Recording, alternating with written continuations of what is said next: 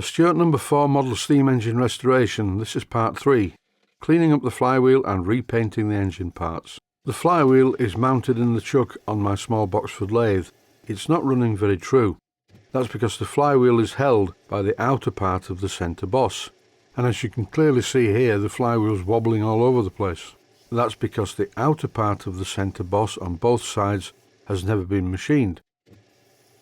The important parts have been machined. The hole is exactly in the centre relative to the outside edges, and when the flywheel is fitted to the crankshaft it runs very true indeed, and it's also a good fit to the crankshaft, which is unusual as most of the time I find that model steam engine flywheels had a little bit of a rattle fit on the crankshaft.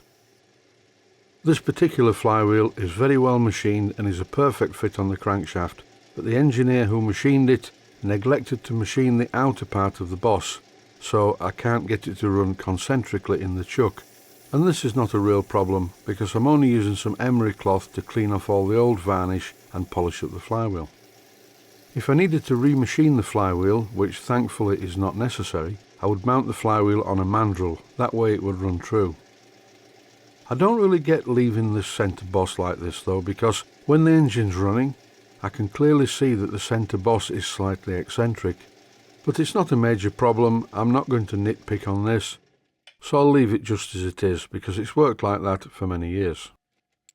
This is the top cylinder cover, and this runs very concentrically in the chuck.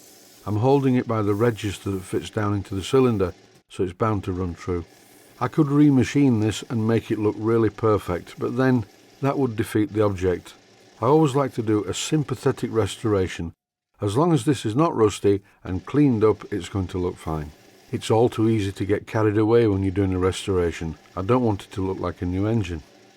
After quite a lot of time and quite a lot of effort, here are the parts that I've been very busy cleaning up. I did say that this wasn't going to be a very long series, and indeed it isn't. But fortunately or unfortunately, depending on which way you view it, it does have some painting in it. And as you can clearly see, I'm painting the flywheel green. I mentioned this before.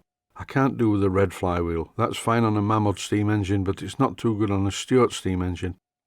One or two viewers have suggested that maybe I should line the flywheel. Well, I've never done this. I may have a go at it.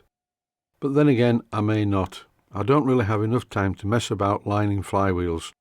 If ever I get loads of spare time all of a sudden, I will do things like that. If I can find some water slide transfers, they would be a good solution. But as to buying a lining pen, figuring out how to use it and making a video about that, I really don't think that I have enough time at the moment. There's still quite a lot of things to do that are more important, like for instance, painting this. This is the piece of steel cladding that goes around the cylinder, and I'm painting it with some etch primer. You will notice that I haven't forgotten to paint the top and bottom edges because these will show when the cladding is in place. I'm painting them currently with some of this. This is Phoenix Precision Paints grey single pack etch primer. And like all of the Phoenix Precision products, it's excellent.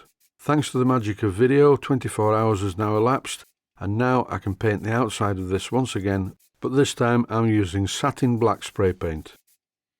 This is Halford's car paint and it's very good stuff. And the spelling of Halford's is on screen at the moment. And as you can see, I'm trying not to get any runs and I'm painting the top and the bottom part. And that's because the top and the bottom edges of the cladding will be very exposed when they're fitted back onto the cylinder. And now the cladding's been painted, and thankfully without any runs, I just need to leave this for 24 to 48 hours for the paint to harden. And while that's happening, I'm going to paint the engine. I'm not repainting the engine entirely, I'm just painting the damaged parts of the engine and tidying it up. The colour match is incredibly good with the paint that I normally use anyway, so that's a good thing. Normally over painting sequences I would put some relaxing music, but the last time I did a painting video I got quite a few dislikes, so I think just for a change I'm not going to put any music on this part. The paint I'm using is Phoenix Precision Paints British Railways Loco Green, and you can see the pot of it to the left hand side of the engine. I'm being very careful not to paint out the existing lining on this engine. It's quite well done. Not perfect, but what is perfect? In this clip, as you can see, I got some green paint on the lining, but this was easily rectified by using a cloth. and been very careful not to use too much paint, and that's why I always use a small paintbrush. I find these small paintbrushes allow me to spread the paint much more evenly than a larger brush. The other benefit of using a small paintbrush like this is that the brush marks left on the paint are almost to scale. As I've mentioned many times before though, this Phoenix Precision paint stuff is really good, and once you've finished the paint job, all the brush marks miraculously disappear. Some people ask me why I don't spray paint the engines, because you would get a better finish. Yeah, you would. But when I look at the full size, the finish on full size engines is not that brilliant really, with the exception of the paint finish on certain preserved locomotives at York Railway Museum. But alas, this is not York Railway Museum, and this is not a preserved locomotive. This is me in my workshop painting a Stuart No. 4 engine that was made in 1974 by a man called Mr. Lightfoot.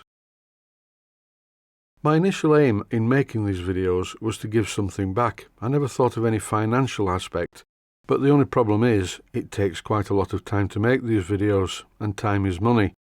I found myself spending far too much time making steam engine videos and not enough time working to earn money. Once I monetised the videos on YouTube, that was the answer. I ordered a Ferrari, and I didn't like that, so I got a Bentley Continental instead. No, that is a joke. And then what happened was a bit strange. A few viewers messaged me and said, "We like your videos, can we make a donation?" So I thought, well, yeah, that sounds like a great idea. So I set up a paypal.me account, and my paypal.me address is on screen at the moment. And some viewers make modest donations into that, with the exception of one or two people who sent me a more than generous donation. You know who you are, and thank you very much indeed. Then I started getting messages asking me to set up a Patreon account. So I did that. I set up a Patreon account. And the Patreon account details are also now on screen. Patreon is where you can pledge a certain amount of money every month that eventually comes through to me.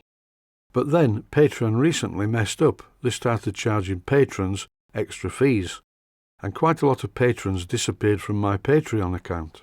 And I can't say that I blame them. I would have done the same. But then apparently Patreon realised the blunder and reversed the decision, so it went back to normal. But that still means I lost quite a few of my subscribers. The thing is though, whether it's Patreon or paypal.me, they all take a commission for doing the job, and you wouldn't expect them to do it for nothing. Either way, I receive some modest funding which allows me to make these videos on a very regular basis. You may have noticed they are fairly regular. I didn't make one on the 5th of January though, because that was my birthday, but most of the days of the year, including Christmas Day, I was making a video. But I can only make these videos with your support. To all of my supporters and subscribers, whether they be through Patreon or paypal.me, I sincerely thank you for your support. So here we have the finished parts. The paint is drying. I'm not going to leave the video on this too long, because a video about paint drying would be pushing it a bit. So that's it for now, and as always, thanks for watching, and I hope you found it useful.